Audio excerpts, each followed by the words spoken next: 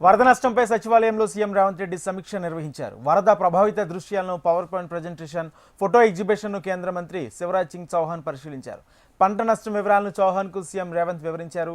రాష్ట్రంలో వరద నష్టం 5,438 కోట్లు ఉంటుందని ప్రాథమికంగా అంచనా వేసినట్లు చౌహాన్కు రేవంత్ తెలిపారు.